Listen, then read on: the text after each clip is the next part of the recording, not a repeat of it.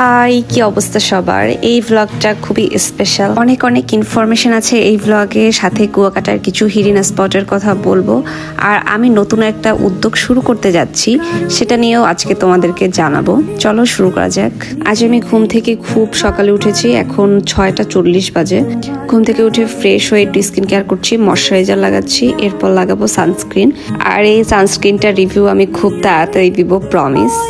সকালে কোথাও বের হতে গেলে আমার বাসা থেকে অবশ্যই খেয়ে যেতে হবে, এটা আমার বাসার রুলস। সাথে একটা চাও খেয়েছি আমি, এরপর রেডি হয়ে আমি বের হয়ে গেলাম। এবার তোমাদেরকে দেখাই রিয়েল ফেস, যে আমি কিভাবে যাই আসলে এরকম একদম মুখ চোখ আটকে ডাকাতদের মতো করে। এতে হয় কি, রাস্তার ধুলা তেমন একটা লাগে না, আর চুলটাও নষ্ট হয় না। আমরা কিন্তু কুয়াকাটা চলে এসেছি। কুয়াকাটা এসেই আমরা প্রথমেই ঢুকেছি শুটকি মার্কেটে। তোমরা হয়তো অনেকেই জানো, আবার অনেকের হয়তো এখনো অজানা, যে পটুয়াখালীতে কিন্তু অনেক ভালো মানের শুটকি উৎপাদন হয়। বাট প্রচার প্রসারের জন্য কাস্টমাররাও কিন্তু তাজা শুটকি পায় না, কয়েক বছর পুরনো শুটকি পায়। তোমরা আমাকে অনেকেই বলো, আমাকে দিয়ে পটুয়াখালীর অনেক জায়গা তোমরা দেখেছো। এবার আমি সত্যি চাই যে আমাকে দিয়ে আমার পটুয়াখালীর অথেন্টিক প্রোডাক্ট, অথেন্টিক ফুড আর কি সারা দেশে ছড়াক। শুধুমাত্র শুটকি না, শুটকি ছাড়াও দক্ষিণবঙ্গের অনেক প্রোডাক্ট, অনেক ফুড আমি সল্টিকা পেজে আপলোড করব। সল্টিকা পেজকে তোমরা ফলো করে রাখিও। পটুয়াখালীতে কিন্তু অনেক ভালো মানের বালাচাও পাওয়া যায়। আমি নিজের জন্য একটা বালাচাও নিলাম। আমি দোকানে বসেই প্যাক খুলেই অর্ধেকটা খেয়েও নিয়েছি। এরপর আমরা বের হয়ে যাব লেম্বুর বনের দিকে। আর এই জায়গাটা হচ্ছে কুয়াকাটার 0 পয়েন্ট থেকে লেম্বুর বনে যাওয়ার যে রাস্তাটা, পয়েন্ট থেকে 2-3 মিনিট সামনে গেলে এই জায়গাটা পাওয়া যায়। আর এই ঢেউটা কিন্তু সবসময় থাকে না, এটা জোয়ারের উপর নির্ভর করে। এখন জোয়ার চলতেছিল, তাই হচ্ছে ঢেউটা আসছে আর কি।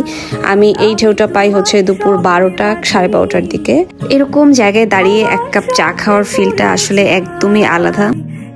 এইগুলি হচ্ছে শুটকির বাই প্রোডাক্ট। এই মামারা জানালো এগুলি হচ্ছে মাছের খাবার, পোলট্রিতে অনেক বেশি ব্যবহৃত হয়।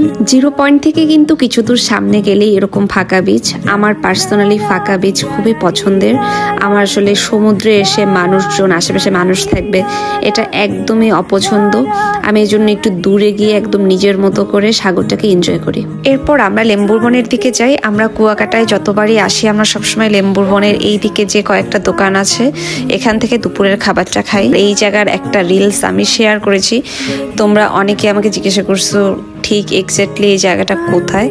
আসলে এটার জায়গার তো কোনো নাম নাই। লেম্বুর বনের দিকে এরকম অনেক গাছ আছে, গাছের নিচে তোমরা বসলেই গাছের নিচ থেকে সাগরের এরকম সুন্দর একটা ভিউ পাওয়া যাবে। লেম্বুর বনের ঠিক পাশে এরকম কয়েকটা দোকান আছে শুটকির, আর সামনেই দেখো ইয়া বড় একটা পাখি মাছ, আর এর পিছনে একটা আঙ্কেল শুটকি শুকাচ্ছিল।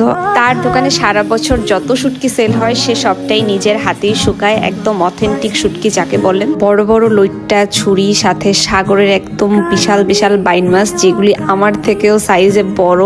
এরকম অনেক ভালো ভালো শুটকি তার কাছে ছিল। পুরের খাবার খেয়ে দিয়ে আর সারাদিন ঘোরাঘুরি করে আমাদের একটু রেস্ট নেওয়ার দরকার ছিল। আমরা একদম গঙ্গামতির চরের ওই সাইডটাতে চলে গেলাম। একটা ছোট ন্যাপ নিয়ে বিকালের দিকে এই দোলনাটার কাছে আমরা যাই। অনেকে আমাকে জিজ্ঞাসা করেছে এই দোলনাটা কি রিসোর্টের কোনো দোলনা, আর যদি রিসোর্টের দোলনা না হয় তাহলে এটার এক্স্যাক্টলি লোকেশন কোথায়। তো ঠিকঠাক লোকেশনটা হচ্ছে ঝাউবনের একটু সামনের দিকে। গঙ্গামতির চরের দিকে যাওয়ার সময় ঠিক মাঝামাঝি জায়গায় এই দোলনাটা পাওয়া যাবে। এই বিকাল টাইমটা সমুদ্র পাড়ে মনে হয় সব থেকে বেশি সুন্দর লাগে।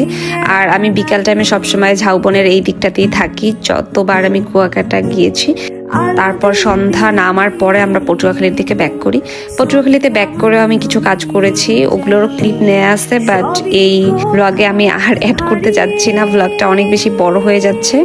আর তোমরা অবশ্যই আমাকে কমেন্ট করে জানাইও বড় ব্লগ তোমরা চাও কিনা। এছাড়াও তোমাদের যদি আর কোনো কোয়েরিজ থাকে অবশ্যই আমাকে কমেন্ট করবা। টাটা সবাইকে।